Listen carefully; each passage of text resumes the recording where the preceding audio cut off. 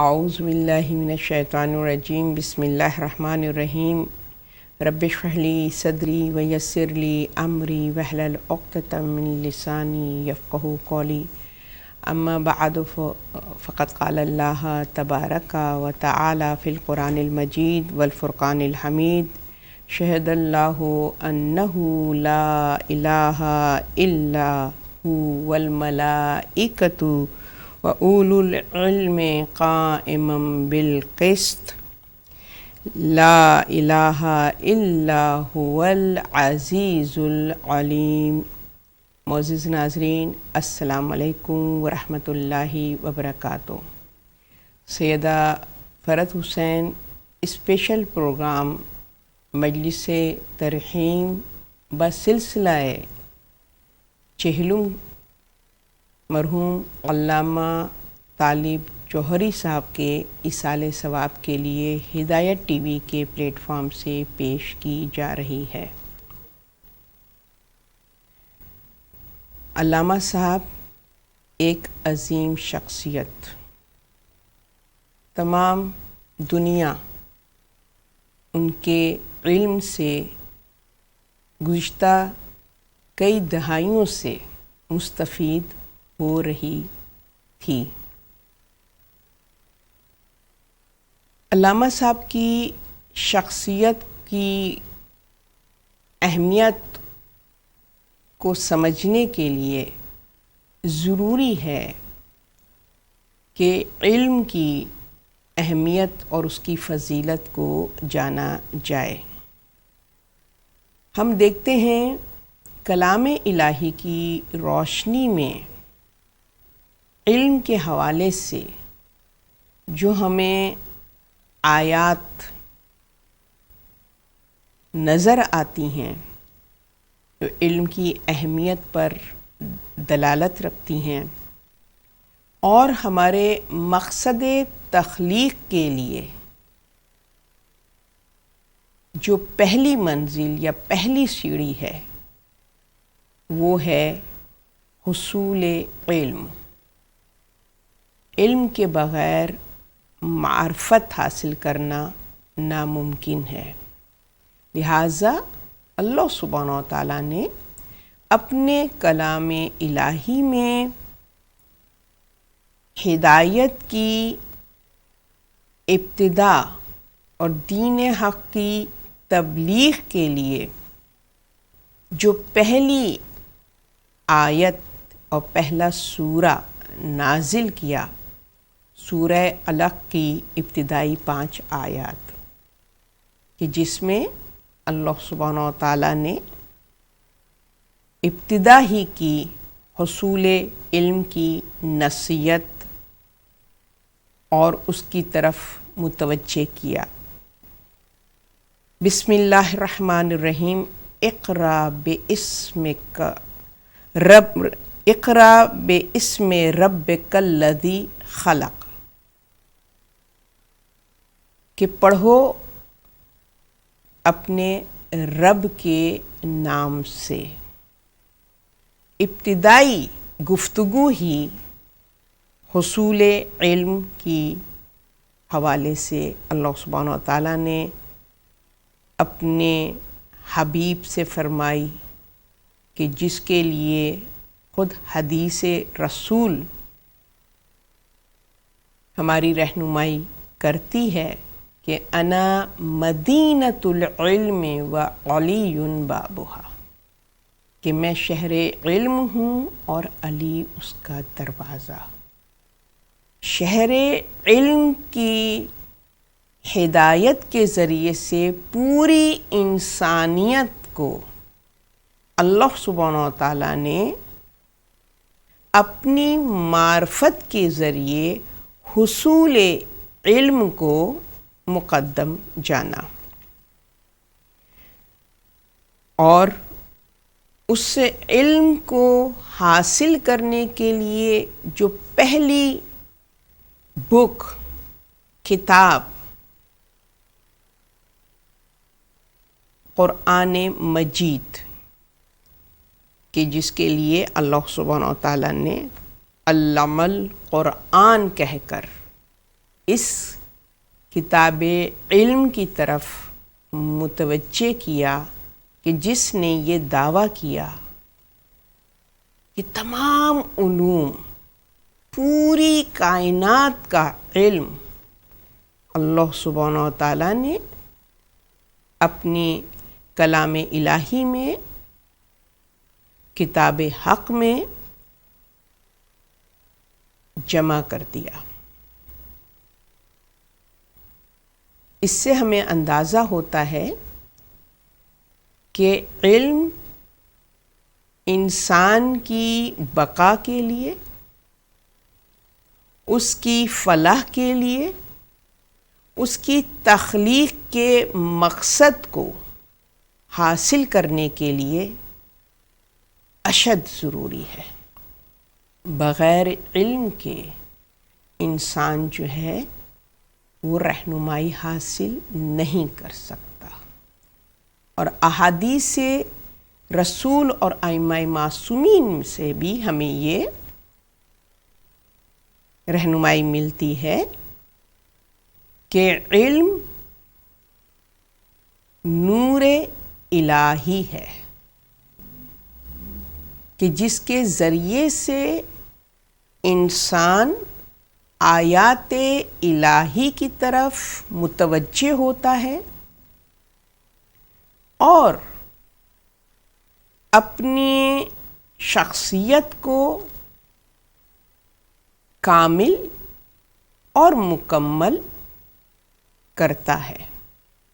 علم نور ہے کہ جس نے اپنے اندر علم کو جذب کیا، اس نے اپنے آپ کو ظلمات سے، تاریکی سے، گمراہی سے، بھٹکنے سے محفوظ کر لیا۔ جب ہم علم کی اتنی اہمیت اور اس کی اتنی افادیت کلام الہی کے ذریعے سے اور احادیث رسول اور ائمہ علیہ السلام کے ذریعے سے جب ہم تک یہ معرفت، یہ سمجھ پہنچتی ہے کہ ہماری زندگی میں علم کے بغیر تاریکی ہے، تو ظاہر ہے ہر انسان روشنی کا متمنی ہوتا ہے، ہر انسان بقا چاہتا ہے، ہر انسان اپنا روشن مقدر چاہتا ہے، بہترین انجام چاہتا ہے، بشارت چاہتا ہے، لہذا اس کو علم سے غافل نہیں ہونا چاہیے۔ جب علم کی اہمیت کے حوالے سے ہمارے اندر بیداری پیدا ہوگی تو اس علم کے حصول کے لیے ہم ان درسگاہوں کی طرف، ان معلم کی طرف متوجہ ہوں گے کہ جن سے ہمیں علم حقیقی کہ جو انسان کے لیے مفید ہو، جو انسان کی کردار سازی اور اس کی شخصیت بنانے میں معاون ہو، تو پھر جب ہم نگاہ اٹھائیں گے تو سورس آف نالج کے لیے جو ہمیں ذرائع نظر آئیں گے کتاب اللہ کی صورت میں، احادیث رسول خدا صلی اللہ علیہ وسلم کی صورت میں، ائمہ علیہ السلام کی علم کی صورت میں، اور ان معصوم ہستیوں کی کرداروں کی صورت میں علم ہر طرف نظر آئے گا۔ اور پھر اس کے بعد وہ علماء حق کہ جنہوں نے اپنی زندگی کو وقف کر دیا حصول علم کے لیے، اور وہ علم کے اس بے کراں سمندر میں، اس کی گہرائیوں میں غوطہ زن ہو گئے، اور پھر وہاں سے وہ علوم کے موتی اپنے اندر، اپنے دامن میں سمیٹ کر انہوں نے اپنی شخصیت کو سنوارا، اور پھر اسی علم کو مزید اس کے اضافے کے لیے انہوں نے اس علم کی اشاعت کی اور اس کو بندگان خدا تک اس علم کو منتقل کیا۔ یہ ان کی سخاوت بھی تھی اور شجاعت بھی تھی، جو علماء حق روز اول سے ان خدمات کو انجام دے رہے ہیں۔ لہٰذا ہر ذی شعور انسان کے لیے ضروری ہے کہ وہ ان ریسورسز سے مستفید ہو جو عالم دین کی صورت میں ہمارے معاشرے کا ایک روشن ستارہ بن کر ابھرتے ہیں، اور جہالت کی تاریکی کو اپنے علم کے ذریعے سے ظلمت کو نور میں منتقل کرتے ہیں۔ اور ہمارے پاس الحمدللہ در اہل بیت پر ایسے جید علماء دین، محقق، اسکالر، مفکر ہمیشہ منسلک رہیں در اہل بیت سے، اور انہوں نے اہل بیت کے ماننے والوں کو علم سے، اپنے علم سے مستفید کیا ہے۔ یہ روش چلی آ رہی ہے۔ دور حاضر میں بھی بہت جید علماء جو اپنے علم کے ذریعے سے دین حق کو کا تعارف اور اس کی طرف انسانیت کو متوجہ کر رہے ہیں۔ ان میں ایک نام علامہ طالب جوہری صاحب کا، جو ایک بہت ہی روشن، مثل آفتاب و مہتاب کے چمکا، اور جب تک اللہ کا اذن رہا اس دنیا کو علم کی روشنی سے منور کرتے رہے۔ ان کے نام کے ساتھ مرحوم لفظ لگانا میرے لیے کافی تکلیف دہ ہے، مگر ظاہر ہے کہ یہ دنیا کا نظام ہے، جو آیا ہے اس کو جانا ہے۔ جب احمد مرسل نہ رہے کون رہے گا؟ تو آج کی یہ مجلس ترحیم علامہ طالب جوہری کے ایصال ثواب کے لیے ہدایت ٹی وی کے پلیٹ فارم سے پیش کرنے کی سعادت حاصل کر رہی ہوں۔ ہم اپنی اس بزم کا آغاز ذکر اہل بیت سے کرتے ہیں، اور آپ کے سامنے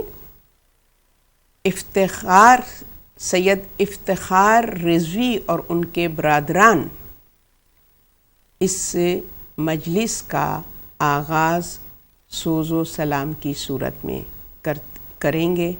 آئیے ہم ان کے پرسے کو قبول کریں۔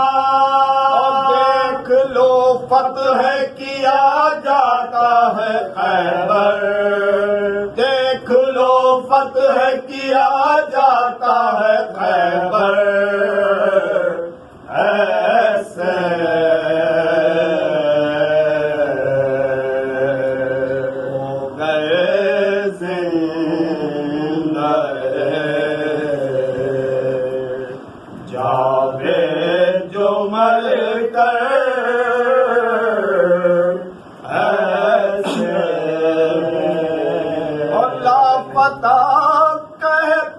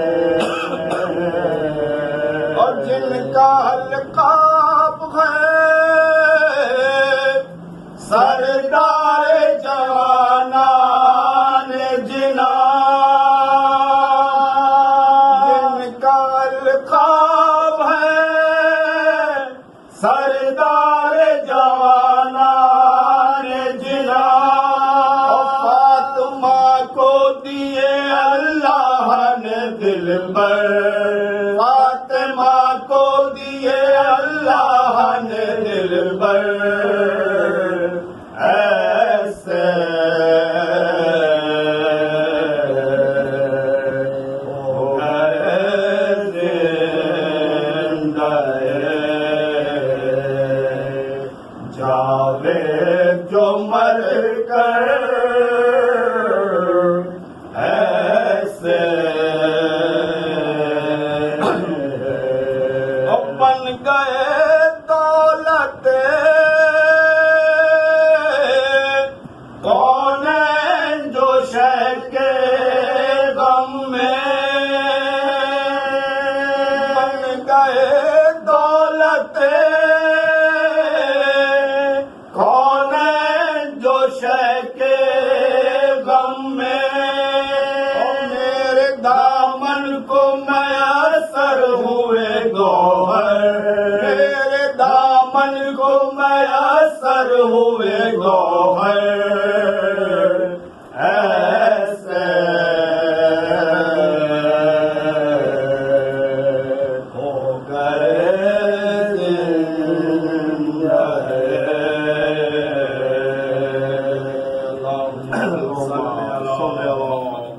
اللہ آپ کی توفیقات میں اضافہ فرمائے. بہت خوبصورت کلام. حدیث رسول. اب علم حاصل کرنا ہر مسلمان کا فریضہ ہے. یاد رکھو علم کی تلاش کرنے والوں کو اللہ پسند کرتا ہے. امام جعفر صادق علیہ السلام بھی ان کی بھی احادیث ہمیں علم کی اہمیت کے حوالے سے کتب میں ملتی ہیں کہ آپ فرماتے ہیں کہ طلب العلم فریضۃ علی کل حال. علم کا حاصل کرنا ہر حالت میں فرض ہے، یعنی کہ ہمارے طریقہ زندگی میں جو سب سے اہم چیز ہے وہ حصول علم ہے، کہ جو ہماری شخصیت کو سنوارتا ہے، ہمارے ذہن کو بیدار کرتا ہے اور ہمیں عرفان کی منازل تک لے کر جاتا ہے. ہم بہت زیادہ خوش قسمت ہیں الحمدللہ کہ ہمارے درمیان وہ علماء حق موجود ہیں کہ جن کی گفتگو ایک بے بہا خزانہ ہے علم حقیقی کا، کہ جس سے ہم مستفید ہوتے ہیں. اور بہترین جو پلیٹ فارم ہے فرش عزا کی صورت میں، منبر کی صورت میں، ان خطبہ کی صورت میں، ان علماء کی صورت میں کہ جو اپنے علم سے پوری انسانیت کو مستفید کرتے ہیں. ہمارے ساتھ ہم بہت خوش قسمت ہیں آج کے اس مجلس ترحیم کے پروگرام میں پاکستان کراچی سے بہت ہی باعمل عالم باعمل علامہ ڈاکٹر رضی جعفر صاحب ہمارے اس پروگرام میں شرکت فرما رہے ہیں. آئیے ان کی زبانی علامہ صاحب کو، علامہ طالب جوہری کو جاننے اور سمجھنے کی کوشش کرتے ہیں. علامہ ڈاکٹر رضی جعفر صاحب. خطیب عالم اسلام علامہ طالب جوہری صاحب ابن مولانا محمد مصطفیٰ جوہر صاحب کے لیے الفاتحہ.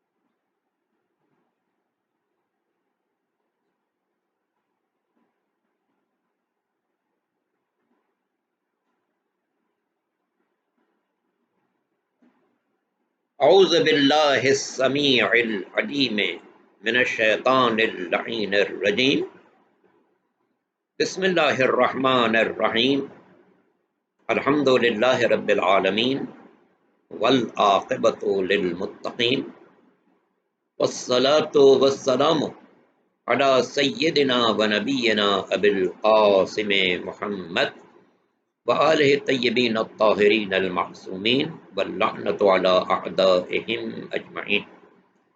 اما بعد فقد قال اللہ سبحانہ وتعالی فی محکم کتابہ الکریم وقولہ الحق. بسم اللہ الرحمن الرحیم. الرحمن علم القرآن خلق الانسان علمہ البیان. سورہ مبارکہ رحمان کا آغاز ان الفاظ سے ہو رہا ہے کہ رحمان وہ ہے جس نے قرآن کی تعلیم دی، انسان کو پیدا کیا اور اسے بیان کا طریقہ سکھایا. آج کی یہ گفتگو خطیب عالم اسلام بلند مرتبہ عالم دین علامہ طالب جوہری صاحب کے ایصال ثواب کے سلسلے میں منعقد کی جا رہی ہے. بہت سے لوگوں کی یہ بات معلوم ہے کہ وہ ایک عالم دین کے بیٹے تھے، مگر شاید کم لوگوں کو معلوم ہو کہ وہ ایک عالم دین کے پوتے بھی تھے. علامہ طالب جوہری صاحب ابن مولانا مصطفیٰ جوہر صاحب ابن مولانا مسلم صاحب. علامہ طالب جوہری صاحب کے والد ماجد علی جناب تقدس مآب مولانا محمد مصطفیٰ جوہر صاحب ایک انتہائی متقی، پرہیزگار، عابد شب زندہ دار، راتوں کو جاگ کر رب کی بارگاہ میں حاضری دینے والے، سحر کے وقت مناجات کرنے والے، روزانہ زیارت عاشورہ کی پابندی کرنے والے میرے استاد معظم بھی تھے، رشتے میں ماموں بھی تھے. میں نے فلسفے کی انتہائی مشکل کتاب ان سے پڑھی کہ وہ انتہائی حسین انداز سے مجھے پڑھاتے تھے. علامہ طالب جوہری صاحب بظاہر جس زمانے میں مولانا مصطفیٰ جوہر صاحب کا قیام حیدرآباد دکن میں تھا، وہیں پر 1939 میں دنیا میں تشریف لائے. پھر جب پاکستان بننے کے بعد مولانا مصطفیٰ جوہر صاحب کراچی تشریف لائے. ظاہر ہے کہ طالب جوہری صاحب اور پورا خاندان میں ان کے ساتھ آیا. مولانا مصطفیٰ جوہر صاحب کو اللہ نے 2 فرزند عطا کیے. بڑے علامہ طالب جوہری صاحب، ان کے چھوٹے بھائی قاسم جوہری. علامہ طالب جوہری صاحب دنیاوی تعلیم کے بعد 50 کے بعد 55 میں ظفر شہر تشریف لے گئے. وہاں اس وقت کے انتہائی بلند مرتبہ اساتذہ سے تعلیم حاصل کی. ان میں آغا خوئی بھی ہیں، آقا خمینی بھی ہیں، اور دوسرے بزرگان جو اس زمانے میں وہاں پر انتہائی برجستہ علماء میں شمار کیے جاتے تھے، ان سے کسب فیض کیا. ان کے معاصرین میں اس وقت ہندوستان کے بہت ہی معتبر عالم دین علامہ ذیشان حیدر جوادی صاحب ان کے ساتھیوں میں سے تھے. لکھنؤ کے عالم دین مولانا علی ناصر سعید ابقاتی بھی ان کے معاصرین میں تھے. وہاں سے تشریف لانے کے بعد جامعہ امامیہ کراچی کی مشہور درسگاہ ہے، اس کے پرنسپل مقرر ہوئے. کچھ عرصے کے بعد ناظم آباد کالج نے ان سے درخواست کی کہ وہاں پروفیسر کی ذمہ داری انجام دیں. اسی دوران کھارا در کی محفل جو جناب ابو الفضل عباس کے نام سے منسوب ہے، وہاں پر علامہ طالب جوہری صاحب نے خطابت شروع کی. خطابت بڑی مقبول تھی. پھر مرکزی بارگاہ کے منتظمین نے ان سے درخواست کی آپ ہماری یہاں بھی مجالس پڑھیں. چنانچہ انہوں نے مرکزی بارگاہ لیاقت آباد میں مجالس ذرا خطاب سے خطاب کیا. کیونکہ شہر کے مرکز میں واقع ہے یہ مرکز، یہ بارگاہ، اس لیے لوگوں کے لیے زیادہ بڑی تعداد میں یہاں آنے کا موقع ملا. یہیں پر پاک محرم سیشن جو کراچی میں مرکزی مجالس کا اہتمام کرنے والی تنظیم ہے، اس کے ممبران بھی ان مجالس میں شریک ہوئے اور انہوں نے بہت زیادہ پسندیدگی اظہار کیا، جس کے بعد آپ کو نشتر پار کی مرکزی مجالس سے خطاب کی دعوت دی گئی۔ یہ وہ موقع تھا جب آپ کی شہرت دنیا میں پھیلنا شروع ہوئی۔ نشتر پار کی مجالس کی مقبولیت کی بنا پر پاکستان ٹیلی ویژن نے آپ کو فہم القرآن کے پروگرام میں دعوت دی۔ فہم القرآن پاکستان ٹیلی ویژن کا ایک بہت ہی مقبول پروگرام تھا جو ہر ہفتے نشر ہوتا تھا، اور وہ قرآنی مطالب پر سجی ہوئی تقریریں ہوتی تھیں، جسے پورے ملک میں انتہائی پسندیدگی کی نگاہ سے دیکھا گیا۔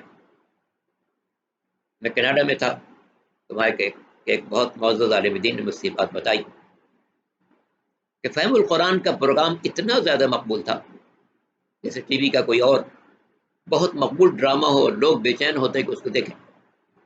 اس طریقے سے لوگ اس فہم القرآن کے پروگرام کے لیے ہر طبقہ فکر کے لوگ آتے تھے، بلکہ کہا جا سکتا ہے کہ غیر کے مکتب سے زیادہ لوگ آتے تھے، اور اس چیز نے علامہ طالب جوہری صاحب کی شہرت کو مہمیز کیا۔ وہ ہر مکتبہ فکر میں انتہائی مقبولیت حاصل کرتے چلے گئے۔ ان کی مجالس بھی آیات قرآنی سے سجی ہوئی ہوتی تھی۔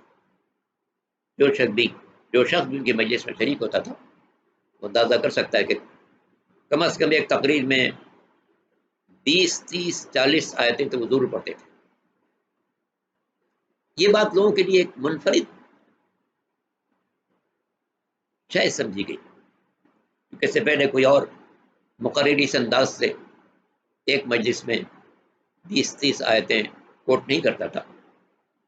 اس سے ایک انفرادی شان پیدا ہوئی جناب علامہ طالب جوہری صاحب، اور میں سمجھتا ہوں کہ پورے عالم اسلام میں خاص طور سے جہاں جہاں اردو بولی جاتی ہے وہاں کوئی مقرر اس انداز سے تقریر نہیں کرتا، پوری تقریر اس کی قرآنی آیتوں سے سجی ہوئی۔ ہندوستان کے مقررین، پاکستان کے مقررین اور دنیا میں جہاں جہاں اردو بولنے والے زندگی گزار رہے ہیں ان کے دھیان بھی علامہ طالب جوہری صاحب کو ایک انفرادی شان حاصل تھی۔ ظاہر قرآن وہ کتاب ہے جس کا ارشاد ہے کہ ھذا القرآن یہدی للتی ہی اقوم، جو قرآن وہ ہے جو انسانوں کی ہدایت کرتا ہے اس راستے کے لیے جو سب سے پائیدار اور سب سے مضبوط راستہ۔ اور اسی قرآن کے بارے میں مولا کائنات امیر المومنین علی بن ابی طالب علیہ السلام کا بہت مشہور فرمان ہے کہ ان ھذا القرآن ظاہر انیق باطنہ دقیق، اس کا ظاہر بہت بارونق ہے، اس کا باطن بہت دقیق ہے۔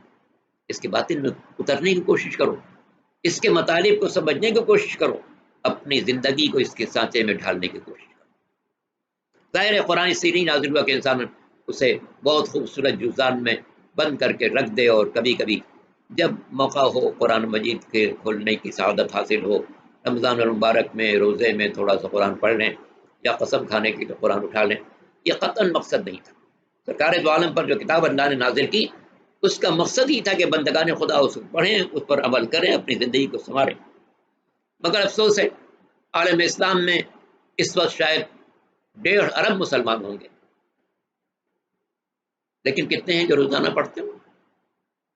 روزانہ پڑھنے والوں میں کتنے ہیں جو اس کا ترجمہ پڑھتے ہوں؟ ترجمہ پڑھنے والوں میں کتنے ہیں جو اس پر غور کرتے ہوں؟ اور غور کرنے والوں میں کتنے ہیں جو اپنی زندگی کو آیات الہی کے ساتھ میں ڈھالنے کی کوشش کرتے؟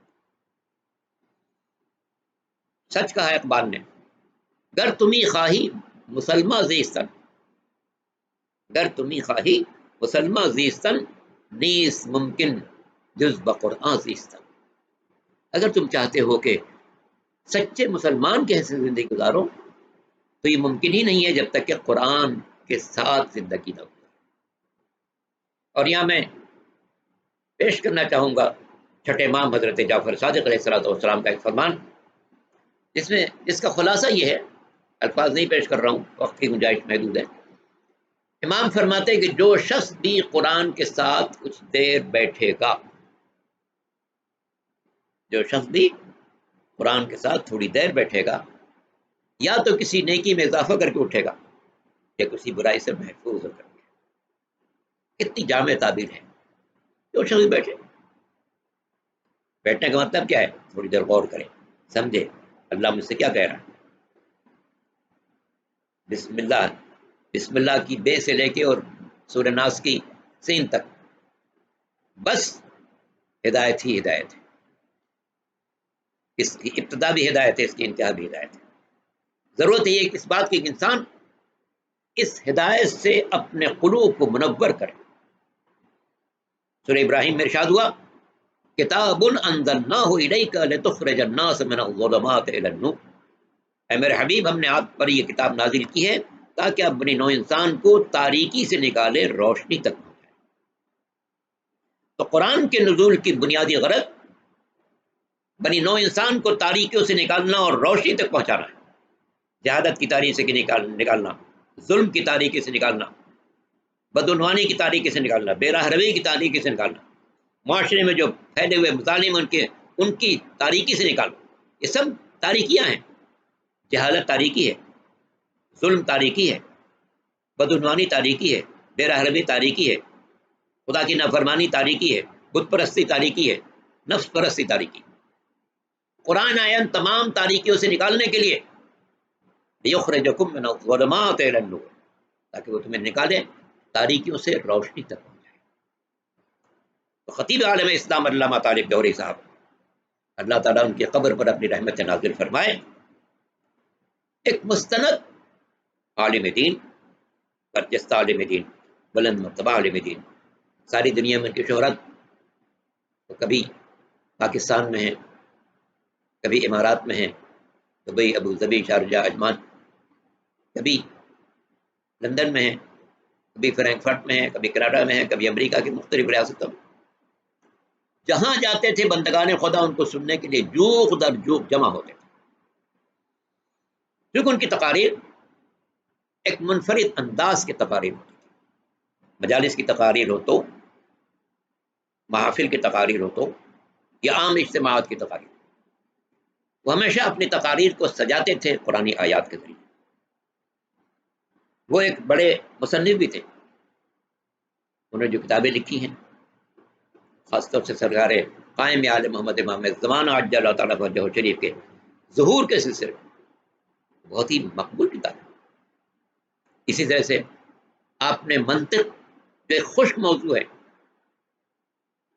اس موضوع پر ایک بڑی دلچسپ کتاب تحریر فرمائی عقلیات معاصر کے نام سے، جس کا دیباچہ بھی انتہائی شگفتہ ہے. اور پوری کتاب جو ہے وہ بہت سلیس انداز سے آپ نے منطق کے مسائل کو سمجھایا. پھر تفسیر کے سلسلے میں آپ نے 2 جلدیں لکھی ہیں اور جو شائع ہو چکی ہیں قرآن مجید کی، اور بہت ہی سلیس تفاسیر ہے. اس کا نام آپ نے احسن الحدیث رکھا ہے، کیونکہ قرآن مجید نے اپنے آپ کو احسن الحدیث بھی کہا ہے، تو آپ نے اسی کا انتخاب کیا اور اپنی اس تفسیر کا نام احسن الحدیث رکھا. پھر کربلا کے واقعات سے متعلق ایک بہت جامع کتاب آپ نے تحریر فرمائی، اس کا نام حدیث کربلا ہے. شاعری میں بھی آپ کا انداز بڑا منفرد تھا. پہلا جو مجموعہ آپ کا اصناف شاعری میں سامنے آیا، اس کا نام ہے حرف نمو. بہت خوبصورت شاعری ہے، بہت عمدہ شاعری. ایک عجیب بات میں آپ سے عرض کروں. ایک محفل میں مولانا حسن امداد صاحب کی ایک بہت مشہور نظم ہے العجل العجل العجل. وہ کسی صاحب نے، جس میں محفل میں صدارت کر رہے تھے علامہ طالب جوہری صاحب، کسی نے انہی کے نام سے یہ نظم پڑھ دی. بعد میں علامہ طالب جوہری صاحب نے ان سے کہا کہ جناب مجھے لگتا ہے آپ بوڑھے ہو چکے ہیں، یہ نظم میری نہیں ہے، مولانا حسین امداد صاحب. اس کے بعد چند روز کے بعد ایک اور جگہ محفل تھی. وہی صاحب جنہوں نے مولانا حسین امداد کی نظم ان کے نام سے پڑھی تھی، وہ بھی موجود تھے. ان سے کہا کہ آپ لوگ تھوڑی دیر کے لیے باہر چلے جائیں، مجھے کمرے میں تنہا چھوڑ. تقریباً آدھے گھنٹے کے اندر انہوں نے اسی انداز کی ایک خوبصورت نظم کہی. اس کا عنوان وہی تھا العجل العجل العجل، مگر مطالب بالکل جدا. تو یہ ان کی قدرت کرام تھی.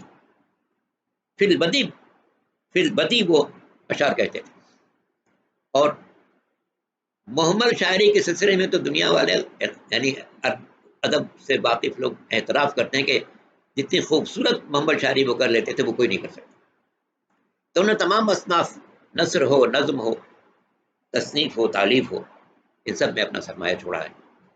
اللہ تعالیٰ ان کے قبر پر رحمت نازل کرے اور ان کی اولاد چاہنے والوں عقیدت مندوں کو صبر جمیل کرامت فرمائے.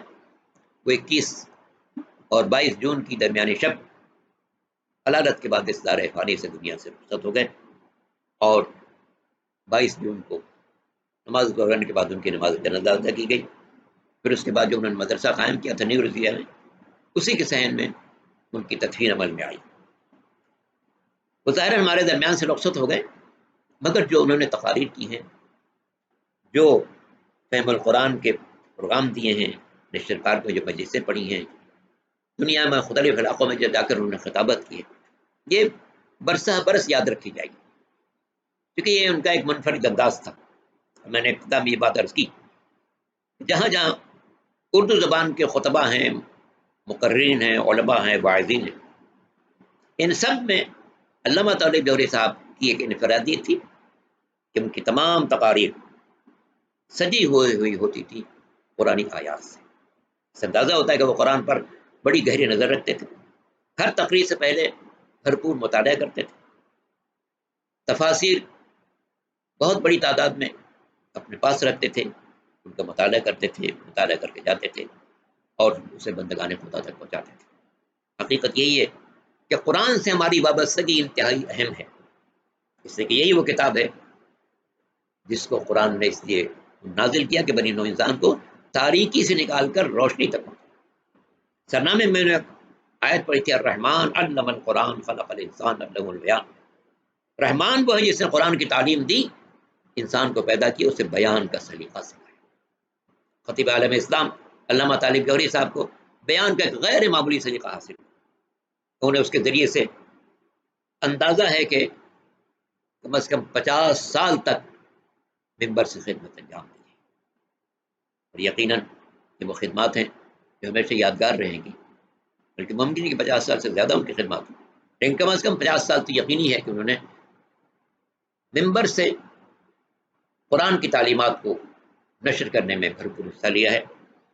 اللہ تعالیٰ کی بارگاہ میں میری دعا ہے کہ ان کی قبر کو منور فرمائے، ان کی لحد پر شبنم افشانی کرے، ان کے اہل خانہ کو، اولاد کو، پسماندگان کو صبر جمیل کرامت فرمائے.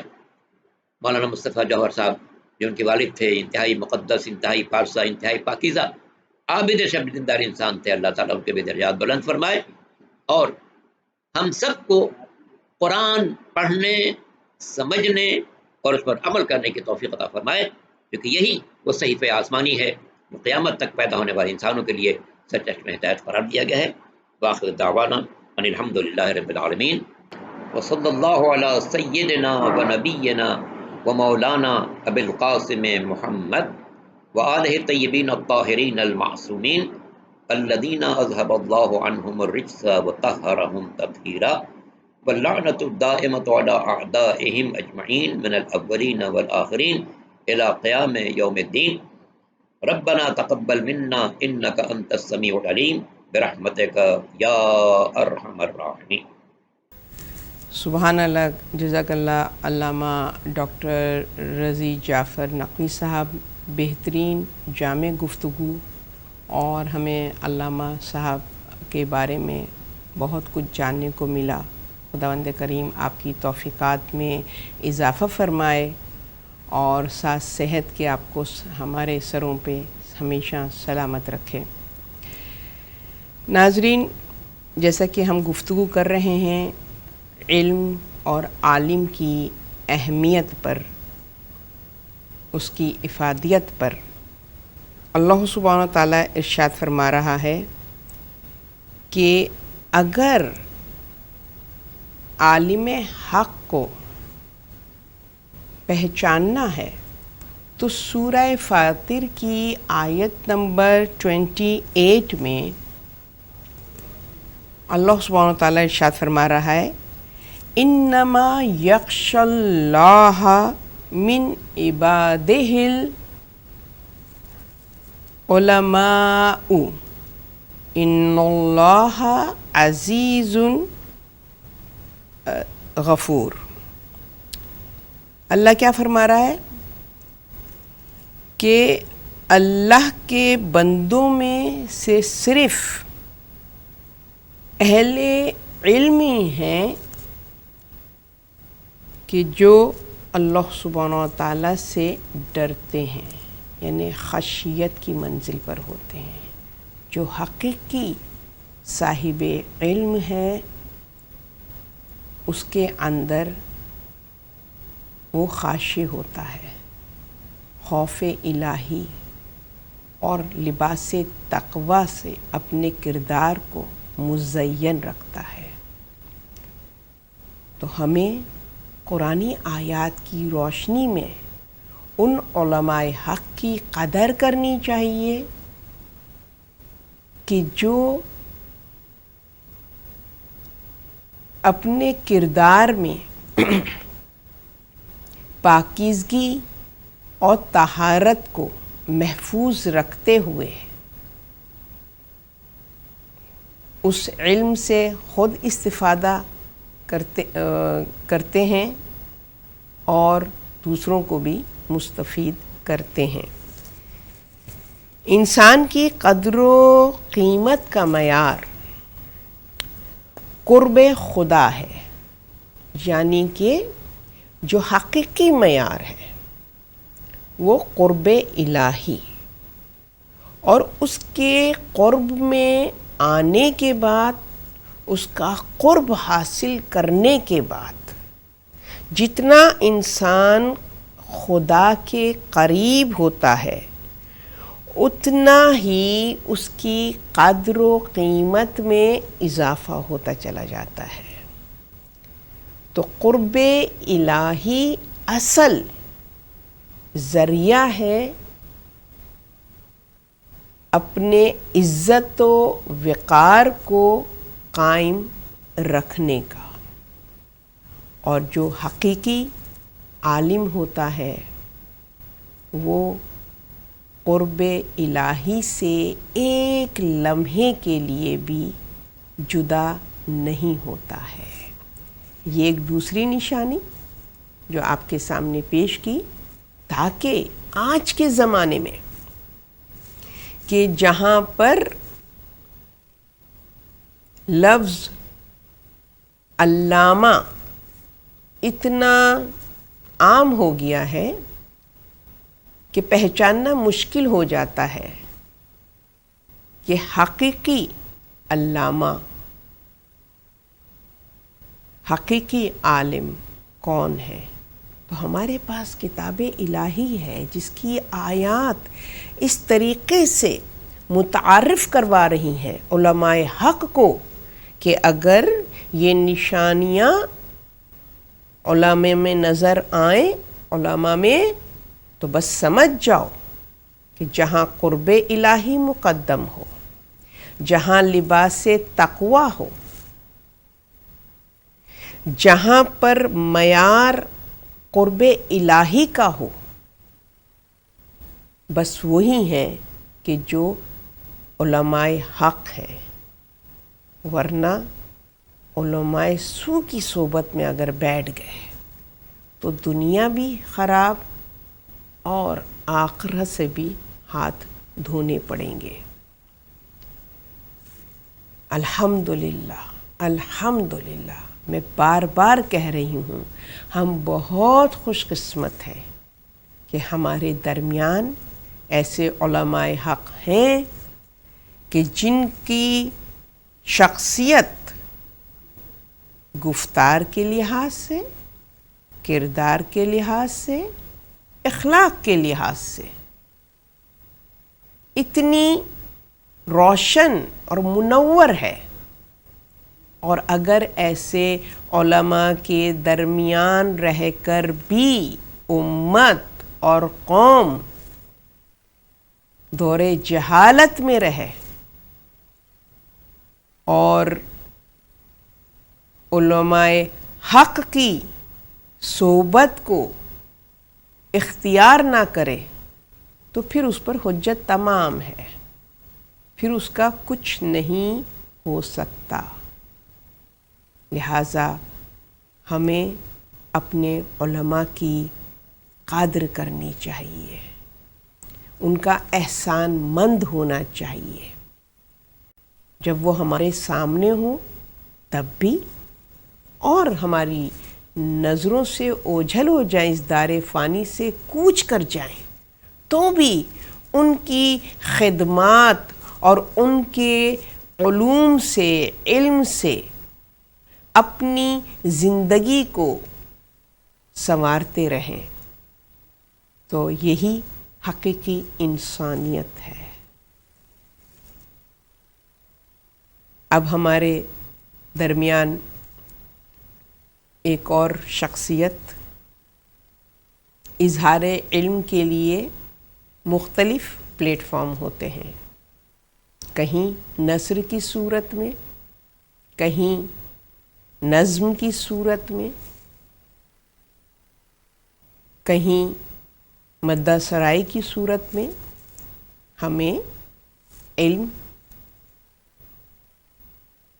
بٹتا ہوا نظر آتا ہے، نشر ہوتا ہوا نظر آتا ہے۔ تو ہمارے ساتھ ہم بہت خوش قسمت ہیں، بہت شکر گزار ہیں، یو ایس اے سے بہت ہی نامور شخصیت کہ جنہوں نے اپنے والد کی لیگیسی کو کنٹینیو کیا، ایک مشہور نوحہ خان محترم سچے رضوی صاحب، ان کے صاحبزادے علی رضوی کہ جنہوں نے ہماری دعوت کو قبول کیا اور اس مجلس ترحیم میں وہ اپنا نذرانہ عقیدت پیش کر رہے ہیں۔ آئیے ہم ان کے کلام کو سنتے ہیں۔ حسین سب تیری قربانیوں کا صدقہ ہے کہ آج تک دل انسانیت دھڑکتا ہے۔ حسین سب تیری قربانیوں کا صدقہ ہے۔ غم حسین میں آنسو پھر اس کے بعد غم حسین میں آنسو پھر اس کے بعد خرید لو کہ یہ سودا بہت ہی سستا ہے۔ حسین سب تیری قربانیوں کا صدقہ ہے۔ مباہلے کی یہ صورت بتا رہی ہے ہمیں، مباہلے کی یہ صورت بتا رہی ہے ہمیں کہ پنجے تن کے مقابل جو آئے جھوٹا ہے۔ حسین سب تیری قربانیوں کا صدقہ ہے۔ الہی خیر کسی کی نظر نہ لگ جائے، الہی خیر کسی کی نظر نہ لگ جائے، ضعیف باپ کا کڑیل جوان بیٹا ہے۔ حسین سب تیری قربانیوں کا صدقہ ہے۔ اب ہم چلتے ہیں اس کلام کی طرف کہ جو بہت ہی سچائی کے ساتھ ایک دل کی پکار، ایک عظیم عالم دین کی جدائی پر وہ احساسات اور جذبات ہمارے اور آپ کے جانے پہچانے شاعر نوحہ خان جناب ریحان اعظمی صاحب، خداوند کریم ان کو طولانی عمر ساز صحت کے عطا فرمائے، ان کا کلام ہم سنتے ہیں کہ جو انہوں نے علامہ طالب جوہری کے جدائی کے وقت لکھا اور کہا۔ محترم ریحان اعظمی صاحب کا کلام انشاءاللہ بہت ہی پردرد کلام، خداوند کریم آپ کی توفیقات میں اضافہ فرمائے۔ جی ناظرین، آپ لوگ ہمارا پروگرام دیکھ رہے ہیں، خداوند کریم آپ لوگوں کی بھی توفیقات میں اضافہ فرمائے، سوائے غم حسین کے کوئی غم نہ دے۔ اب ہم چلتے ہیں ایک چھوٹی سی بریک کی طرف، اور بریک کے بعد دوبارہ حاضر خدمت ہوں گے۔